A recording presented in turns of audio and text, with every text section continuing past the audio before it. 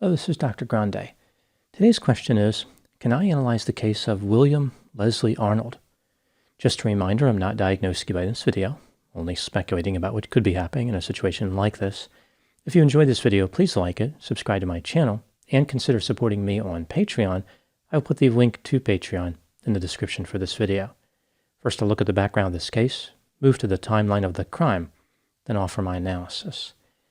William Leslie Arnold was born on August 28, 1942, and raised in Omaha, Nebraska. He went by the name Leslie. His father, Bill, owned a regional office of a direct sales company, which sold various household goods. His mother, Opal, was a stay-at-home mom. Leslie had a younger brother named Jim. By 1958, when Leslie was 16 years old, the family lived in a house on Poppleton Avenue. People who knew Leslie during his younger years described him as intelligent, rambunctious, and having anger problems. When he lost control of his emotions, he would become violent. In high school, he was a B student, played the saxophone, and was active in baseball and wrestling. Leslie had a girlfriend named Crystal. His mother did not approve of her because Crystal's father was a truck driver. Leslie and his mother frequently fought about Crystal. His mother kicked Leslie out of the house on 3 separate occasions. He slept in a nearby stable. Leslie still maintained his relationship with Crystal despite his mother's disapproval. Now moving to the timeline of the crime. On Saturday, September 27, 1958, Leslie had plans to take Crystal to a drive-in movie theater. His parents told him that he could take one of the family's 2 vehicles, a 1957 Mercury. Leslie was looking forward to this occasion. At around 11 a.m., he was talking to Crystal in his bedroom when his mother pulled his door open and admonished him. She called Crystal no good. She told Leslie he would not be going to the drive-in movie theater that night. Leslie punched the wall and eventually went outside for a few moments. When he returned to the house, he retrieved a Remington .22 caliber semi-automatic rifle. He confronted his mother, who was standing in the doorway between the dining room and the kitchen. She laughed at him and said, "What are you going to do? Shoot me?" Leslie supplied his mother with a definitive answer in the form of shooting her. She screamed in pain and fell to the floor.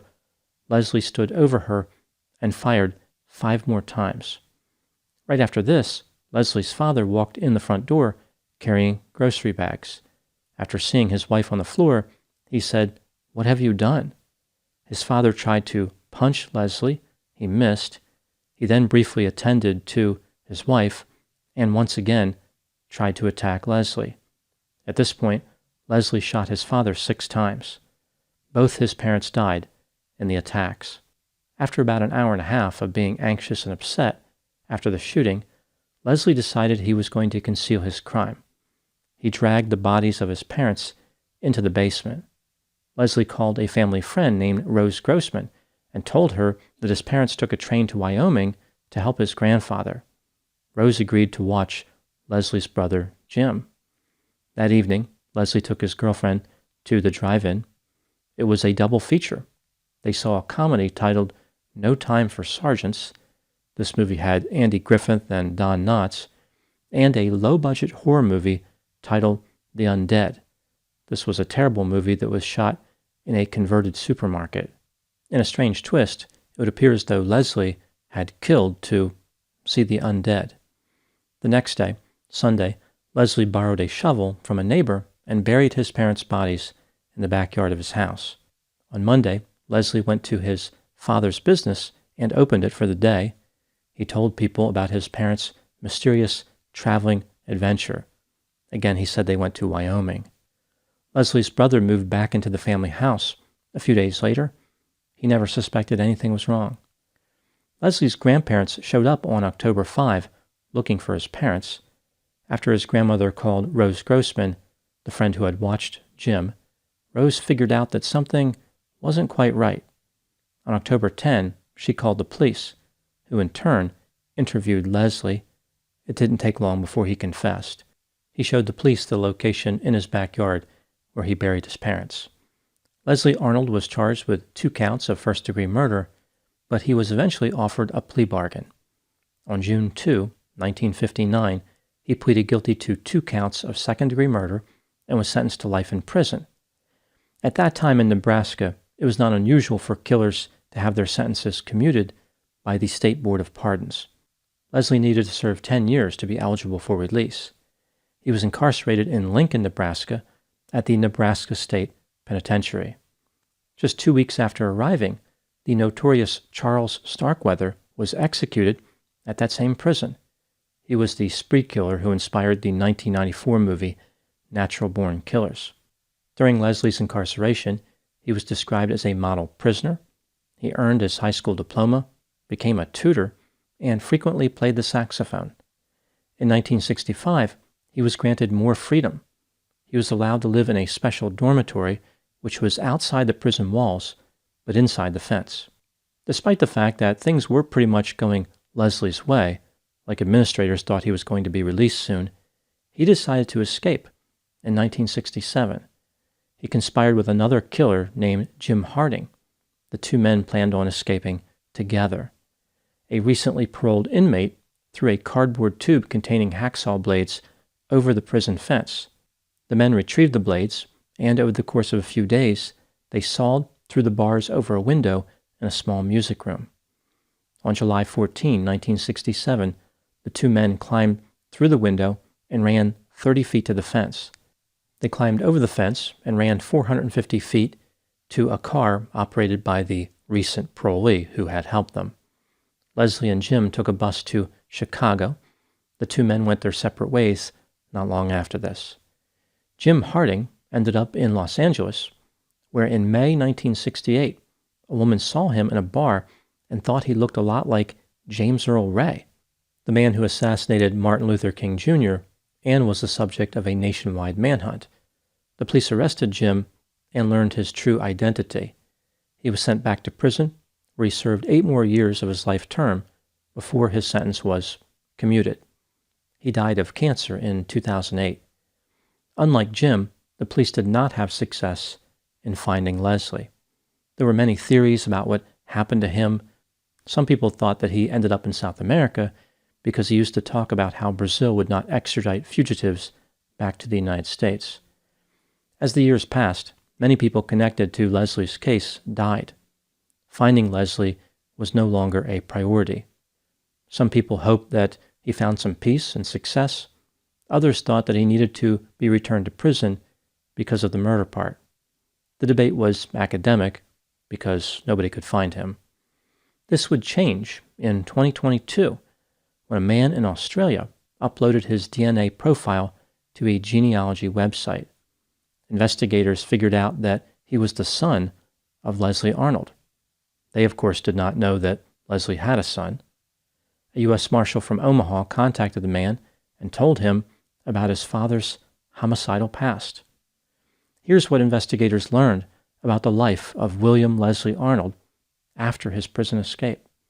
About 4 months after escaping, Leslie married a woman in Chicago. She was a divorced mother of 4 who worked in the same restaurant where he found a job as a cook. Leslie went by the name John Vincent Damon and eventually became a traveling salesman. In 1969, Leslie and his family moved to Cincinnati, Ohio. In 1971, they moved to Miami, Florida. At some point, Leslie became estranged from his wife. In 1977, he moved to Los Angeles, California. There he filed for divorce. He remarried in 1983, had a daughter in 1986, and a son in 1991. This is the same son who would upload his DNA to that website. In 1992, Leslie made a few unusual decisions, which may have been prompted by fear that the authorities were closing in. He had a mole removed from his face, met with his stepdaughters for the last time, and moved to New Zealand. 5 years later, he moved to Australia. He worked as a businessman and raised his family in Tamborine Mountain, Queensland, about an hour south of Brisbane. Leslie died on August 6, 2010, due to complications from blood clots. He was 67 years old. Now moving to my analysis. Here are my thoughts in a few areas that stood out to me in this case. Item number 1. The relationship that Leslie had with his mother was not productive. She was described as controlling, domineering, and capricious. She disapproved of just about everything that Leslie did. One time she had Leslie cut the grass 3 times because it wasn't even enough. Leslie's mother despised whatever Leslie liked. She made fun of him for being interested in music. Her attitude toward his brother Jim was completely different. She treated Jim like an only child. He could do no wrong, and Leslie could not do anything right. Leslie's mother was sent to a mental hospital on 2 occasions for nervous breakdowns. This is a generic term used during that time, which could refer to any number of conditions, perhaps depression, anxiety, substance use, psychotic disorders. There are a number of possibilities. A mental health clinician who evaluated Leslie said, quote, "The emasculating influence of mother dominance, plus being treated as a child rather than a growing young man, could only serve to produce hidden resentments and antagonism towards his parents, which could be classified as a smoldering volcano," unquote. Item number 2. Some people believe that Leslie was psychopathic, like he had a lack of empathy and was manipulative. He may have been, but he did show remorse. In a letter from prison, he wrote, quote, "I have learned a great deal since I've been in here, and I wish I knew then what I know now," unquote. After referring to his parents as wonderful people, he continued, quote, "This I learned too late, and I'm sorry. How I ever went so wrong, I'll never know. I've got a lot of making up to do," unquote. Other than a few traffic violations, Leslie never had any trouble with the law after his escape. This makes it seem like his homicidal behavior was caused by circumstances that existed at the time of the crime, and not necessarily by underlying personality traits. Item number 3. Leslie had no apparent motive to escape from prison. He was almost certainly going to be released within a few years. He had even been moved to a lower security unit in anticipation of this. Leslie was well liked by prison officials. He was described as personable and articulate. Everybody just assumed that he would be released and live a productive life.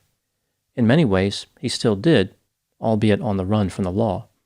His children described him as a good father, although he was domineering and strict, like his mother. Leslie had a long career and was always able to provide for his family. Despite his accomplishments, it seems unlikely that Leslie was ever at peace. Many of his behaviors were consistent with being worried about a sudden prison reunion. For example, he had a mole removed from his face, terminated contact with his stepdaughters, moved to New Zealand and then to Australia. On one occasion, he became angry because his neighbors threw him a surprise party, and he highlighted passages in the Bible which referenced sin and forgiveness. There is the sense that Leslie was ambivalent. He wanted to be free from responsibility, yet felt guilty about the murders. He wanted to move on, but he knew that he would never truly be free. Item number 4. Leslie's family always knew that something was a little off about him, but they had no idea he was a fugitive. He never talked about his past except to say that he grew up in an orphanage in Chicago. He was described as private and withdrawn. There were little clues here and there about Leslie's past. For example, his son said that he loved the movie Escape from Alcatraz. Overall, however, Leslie was quite careful about tipping his hand. For example, when his son started playing the saxophone, an instrument that Leslie had played for many years, Leslie did not even touch it. He knew that he had to keep his past compartmentalized in order to protect his future. Item number 5. Leslie escaped from prison during a time when somebody could easily create a new identity and avoid justice. He simply forged an Illinois birth certificate and started over. This allowed him to get other documents that he needed. Despite the ease of creating a new life, Leslie always had to look over his shoulder and was perpetually lonely. He had no one to confide in, no way to process his homicidal behavior. He had a dark and haunting story which he could never repeat. In order not to be locked up physically, he had to lock up his emotions. In a sense, Leslie Arnold traded one prison for another. Now moving to my final thoughts. Leslie's dramatic story obscures the tragedy of the murders. The victims in this case have been forgotten. Leslie's mother may have been domineering, but she did not deserve to die. Leslie's father didn't do anything wrong and was killed just the same. Regardless of a productive life after escape, thoughtful contemplation about sin and forgiveness, and a justified dislike of surprise parties, Leslie Arnold deserved to remain in prison. If he truly had remorse, he would have served his time. Instead, Leslie decided to break the law once again. His legacy is really about a selfish man with a tremendous sense of entitlement who just took whatever he wanted from life. Those are my thoughts in the case of William Leslie Arnold. Please put any opinions and thoughts in the comment section. They always generate an interesting dialogue. As always, I hope you found my analysis of this topic to be informative. Thanks for watching.